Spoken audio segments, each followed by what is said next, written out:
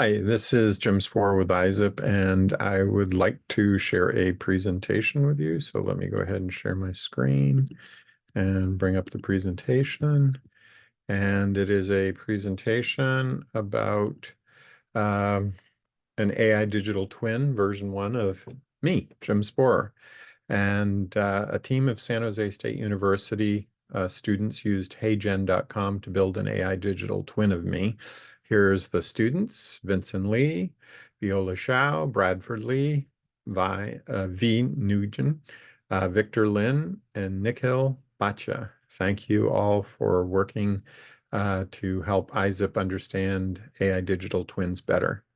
The input was a uh, roughly 3-minute long recording of me. And I'll just play a little bit of that so that you can get a sense of what the input was. So let me go over here and readjust my windows. And oops, here we go. I just have to be able to grab the window and pull it down here. Okay, so here is the training data. This is me. Or with ISSIP. ISSIP stands for the International. Oops, I better make sure you can hear the sound. Share computer sound. Okay, let's try that again. I will go back to the beginning. Hi, this is Jim Spohrer with ISSIP. ISSIP stands for the International Society of Service Innovation Professionals. And it's my pleasure to be with you here today to tell you a little bit about an exciting project that we have going with some university teams, student university teams, to build AI digital twins of people. Now, why would you want to build an AI digital twin of a person? We at ISSIP sometimes run panels, and sometimes at the very last minute, a speaker will have to cancel. And if they know 24 hours in advance, they might send a recording. They might make a recording and send that. We can play that during the discussion. But they're not there to answer questions. But what if we had an AI digital twin of that person who could give the talk for them, who could answer questions for them? This is the motivating example that we gave to these students. And okay, so that's the motivating example. Is we want to have an AI digital twin in case we need somebody to give a talk at a panel. So let's go back to the presentation just for a minute, and then I'll show you what they created with the HeyGen platform. So here is the training data, that 3-minute long. You just saw a little section of it.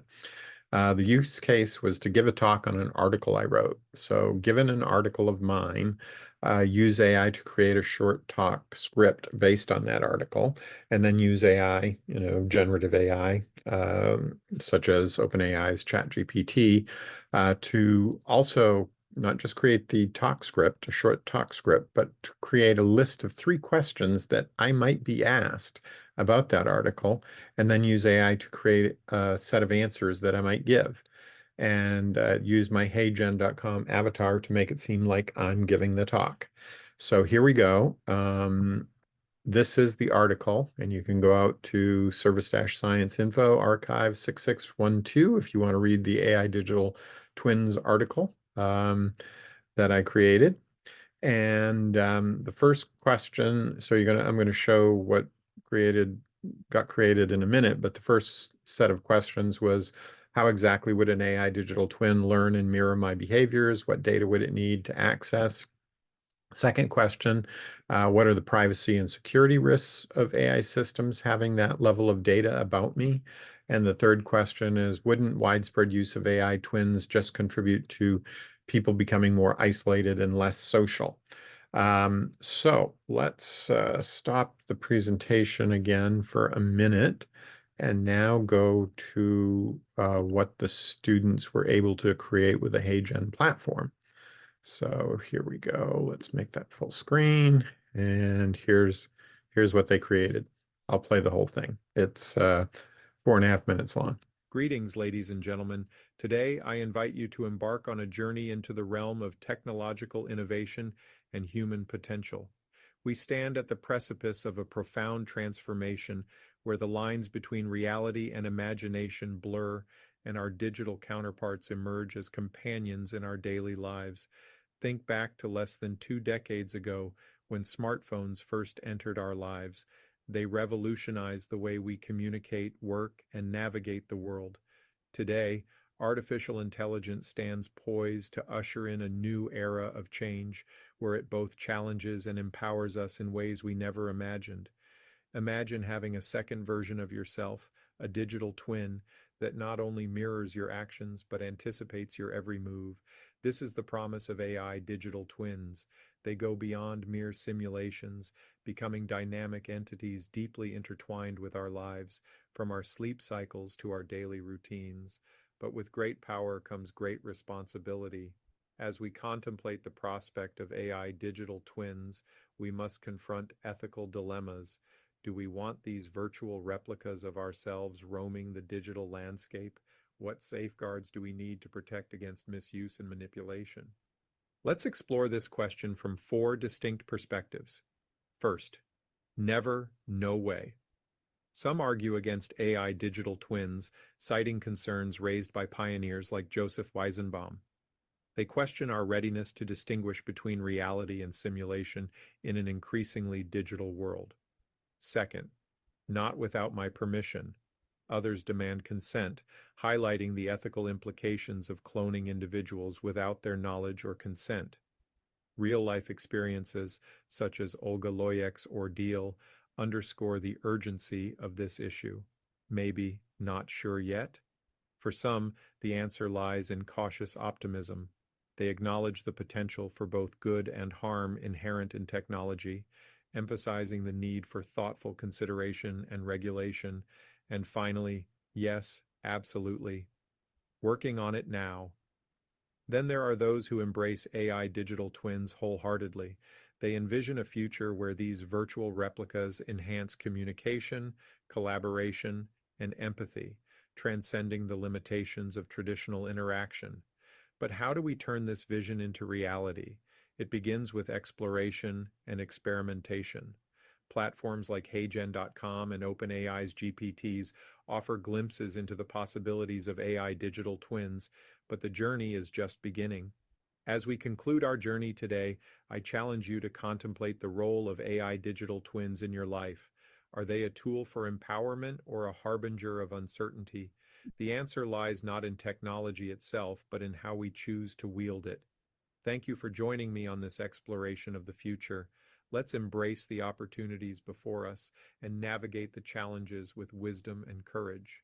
Together, we can shape a future where AI digital twins enrich our lives and empower us to reach new heights of human potential. How exactly would an AI First digital question. twin learn and mirror my behaviors? What data would it need access to? An AI twin would likely need access to a wide range of personal data like location, communication, online activity, physiological data from wearables, etc., to build an accurate model of your behaviors and routines. What are the privacy Second and question. security risks of an AI system having access to that level of personal data about me? There are significant privacy risks in providing that level of personal data to an AI system. Strong data protection, encryption, and consent protocols would be essential to mitigate risks of misuse or data breaches. Third. Wouldn't widespread use of AI twins just contribute to people becoming more isolated and less social? This is a risk that must be considered. AI twins shouldn't be a full replacement for human interaction, but could supplement communication in some contexts if designed thoughtfully. So I showed that to a few people, and a few people said it sounds more intelligent than you, but a little flat. More intelligent. Okay, I'll go with that. But let's go back to the presentation. You can see that it was pretty good, I thought. And these are the questions. Now, obviously, that wasn't a real AI digital twin, full digital twin, because it's not in sync with me. It doesn't have my memories. It doesn't have all the data. It's not even a simulation. It's not able to simulate me. It's really just a more like an avatar. And in the article that that script was trained up on, I actually give some more examples of the different types of progressions. This is just version 1, but each year, every few months, it'll get better and better and better. And eventually, I imagine I really will have an AI digital twin of me that's in sync with me, that keeps up with what I'm reading during the day, keeps up with what I'm writing, and could really substitute for me giving a talk about a paper I wrote and answering questions about it. I imagine this is coming in the next decade. And I imagine like the smartphone, eventually anybody that's ever got to give a talk is going to find this very, very useful, to have the ability to generate a talk and answer questions, even if you're under the weather, not able to travel, got to be in two places at once. That use case of giving a talk about a paper you wrote and answering questions about it seems like a pretty typical one. But in the paper, the article blog post, there's a lot of other use cases. So I recommend that you take a look at that. Now, if you haven't seen it, Reid Hoffman, the founder of LinkedIn, also a VC at Greylock, uh, and he did a very nice YouTube where his digital twin, far more sophisticated than mine, interviewed himself. And I urge you to take a look at that if you're wanting to understand digital twins a little better. I want to thank the students from San Jose State University. I think you did a great job. I gave you a hard problem. You came through, and you can read more about the deliverables here at this ISSIP blog post. One of the deliverables, for example, is a service innovation case that's on Bradford Lee's GitHub. And it's got a nice video associated with it as well. It's got an ethical citation. It's got positive images and negative images of digital twins. So a lot of good stuff coming. And thanks again to the San Jose State University students who helped create Jim Spohrer AI Digital Twin version 1. And that's it.